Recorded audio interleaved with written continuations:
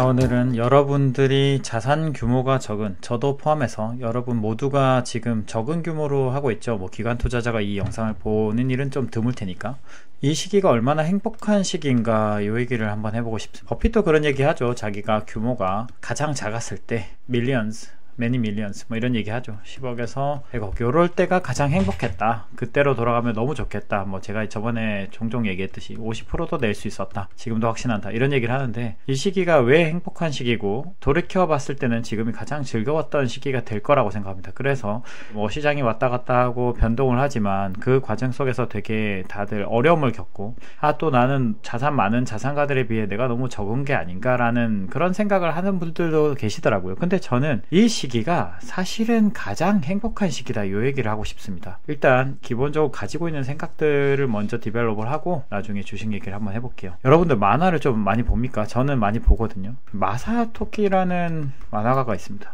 이 사람은 이제 작가이고 만화가를 같이 곁들여서 이제 만화를 진행하는데요. 이 사람이 약간 좀 철학적으로 만화를 전개하는 부분이 있어요. 그래서 제가 본 만화가 커피우유 신화였나요? 웹툰이었는데, 여기서 와닿았던 만화의 한 구절이 뭐였냐면, 인생의 행복은 상승분, 이 상승분으로 인생의 행복을 느낀다, 이런 얘기를 하더라고요. 그래서 만화의 주인공은 재미있게도 최대한 돌발적이든 의도했던 간에 이 상승을 최대한 늦추려고 노력하는 좀 재밌는 캐릭터였습니다. 그러니까 최대한 덜 행복하게 살아서 이 죽을 때까지 행복을 즐기고 싶다, 이런 재밌는 컨셉을 가지고 있었는데, 저는 이게 되게 공감이 갔어요. 그래서 저는 사실 소비를 할 때도 젊을 때는 적게 소비하려고 노력합니다. 이게 버핏이나 투자하는 사람들은 당연히 소비를 적게 하려고 하죠. 왜냐면 지금 있는 3만원, 지금 있는 10만원이 내가 수익률을 잘 낼 수 있으면 이게 큰 돈이 된다는 걸 아니까 아끼는 부분도 있지만, 저는 요거보다는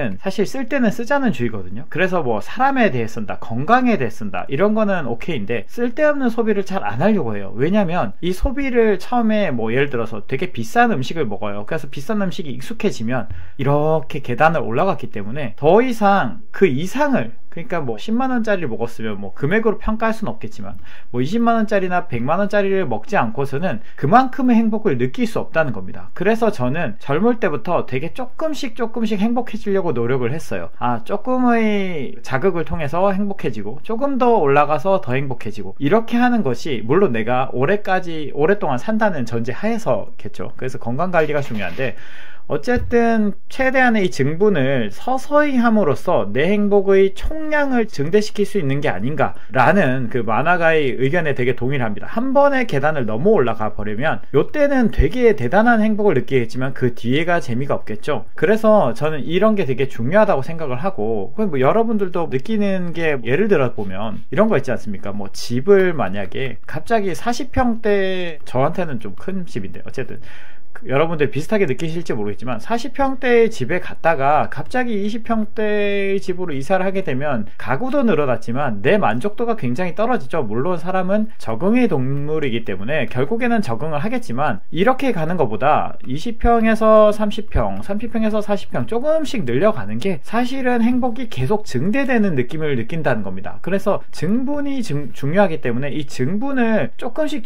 늘려가는 게 중요한데, 요 얘기를 왜 하냐? 그럼 이제 투자의 얘기, 이제부터 본론입니다. 투자의 얘기로 들어가면, 자, 여러분이 이제 지금 뭐 몇천만원, 1천만원 뭐 이렇다고 치죠. 뭐 1천만원에서 5천만원, 제가 투자를 유의미하게 하려면 5천만원 이상 혹은 1억 이상으로 투자하는 게 낫겠다, 이런 얘기를 했었는데, 예를 들어 이 정도를 모았습니다. 노동소득으로 이 정도를 모았어요. 그래서 좌충우돌하면서 좀 배웠지만 이게 나중에 성과가 나기 시작하는 건 좀 시간이 걸린다고 했죠. 어쨌든 그 시간이 나는 시점까지 왔어요. 그래서 이제부터는 성과가 나기 시작하는데, 요 5천에서 1억 되는 금액에서 10억을 넘어 100억까지 가는 이 기간, 요 기간이 시간이 지나면요 제일 행복한 시점이 될 겁니다. 왜냐면 지금은 이런 작은 자산으로는 종목을 한 5종목, 4종목, 5종목에 비중적으로 실을 수가 있고, 그렇기 때문에 2000종목 혹은 뭐 해외랑 비교하면 자기가 많이 비교했던 5000종목, 여기서 탑5를 고를 수 있는 거예요. 정말 저평가된, 괜찮은데 저평가된 종목을 탑5 종목을 신을 수 있기 때문에 거기서 나온 성과가 향후에 여러분이 만약에 100억 이상을 자산을 쌓았어요. 그래서 100억이 되고 1000억이 되고 나중에 만약에 1조까지 된다고 치면 이 기간에서 하는 것보다 훨씬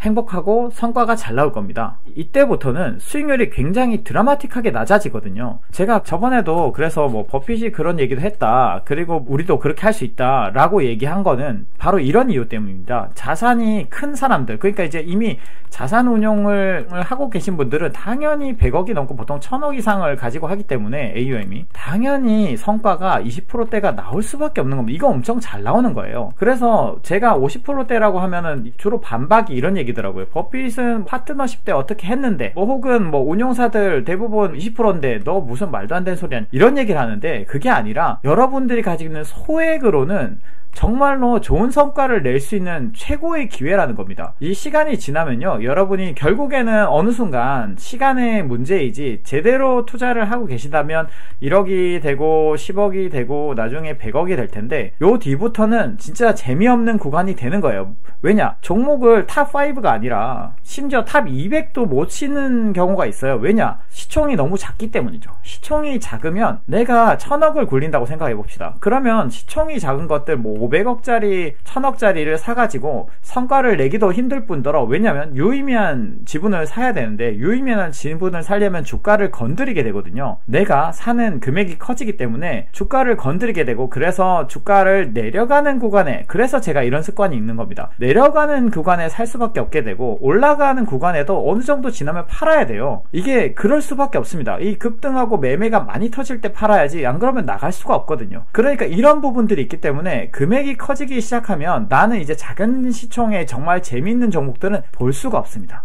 지금이 유일하게 볼 수 있는 시점이에요. 나중에는 이제 뭐 1000억이 되고 1조가 된다, 내가 규모가 정말 나이가 들어서 뭐 70세가 됐어요, 80세가 됐어요, 규모가 엄청 커졌어요. 그때부터는 정말 잘하는 플레이어들과 비교를 당하는, 매니저가 아니면 비교를 당하긴 않겠지만 내가 그거를 그 사람들과 경쟁하면서 이 종목을 골라야 되기 때문에 당연히 제대로 평가된 종목들이 많을 거고, 내가 엄청나게 노력하지 않으면 20%도 쉽지 않다. 그렇기 때문에 그때는 부단한 노력을 함에도 불구하고 성과가 팍팍 나는, 앞에서도 말했지만 계단이 이만큼 이미 올라왔기 때문에 여기서부터는 이 증분이 크지가 않아요. 행복이 크지가 않습니다.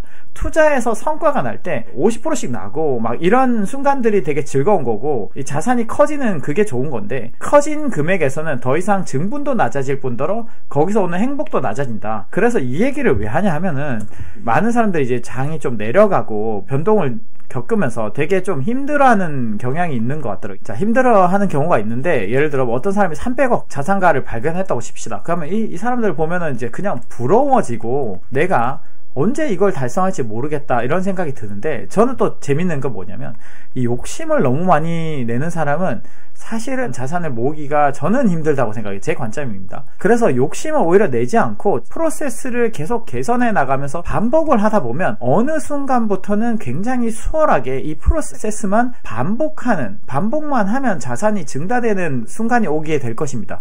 그때부터가 진짜 재밌는 거고, 물론 그 과정도 재밌죠. 투자관을 확립하고 좌충우돌하고 다양한 곳에 지식을 습득하고, 이 과정들이 모두가 재밌습니다. 이게 재미없으면 사실 주식을 하면 안 돼요.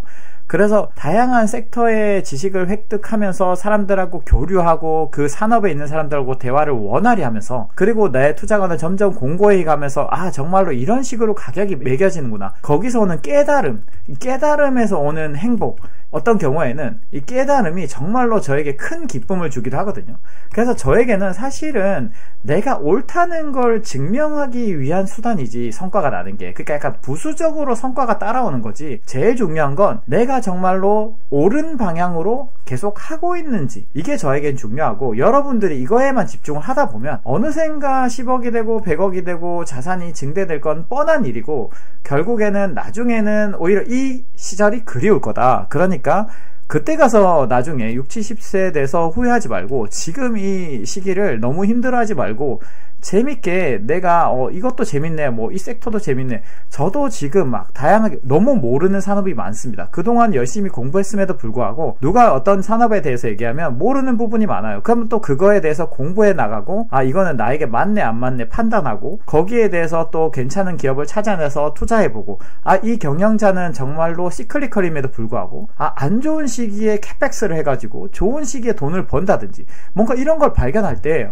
정말로 저분은 대단하구나, 이런 것도 좀 배우고, 이런 과정들이 재밌습니다. 물론 그런 어떤 알에 대한 건 재밌겠죠. 그리고 한 종목 중에서도 재밌어 하는 분들이 있습니다. 분명히 이 사람은 자산이 1조가 넘는데, 제가 예전에 모셨던 보스들 중에 1조가 넘고 뭐 아니면 AUM이 1조가 넘는데 조그마한 종목 500억짜리 1000억짜리, 사실은 이게 여기서 이걸 조금 태워가지고 성과를 내봐야 이 펀드의 수익률에는 큰 영향을 주진 못하지만 이거 자체가 앞으로 성과가 얼마나 날 거다에 대해서 되게 재밌어하는 분들이 있어요. 그렇게 재미는 계속 쌓아 나갈 수 있겠죠. 그렇지만 그 성과가 내가 노력한 거에 비해서는 이제 점점 수익률이 떨어질 거다. 그래서 오히려 지금 이 황금 같은 시기에 여러분들이 즐겁게 주식을 했으면 하는 마음에서 그냥 이런 얘기를 한번 해봤습니다.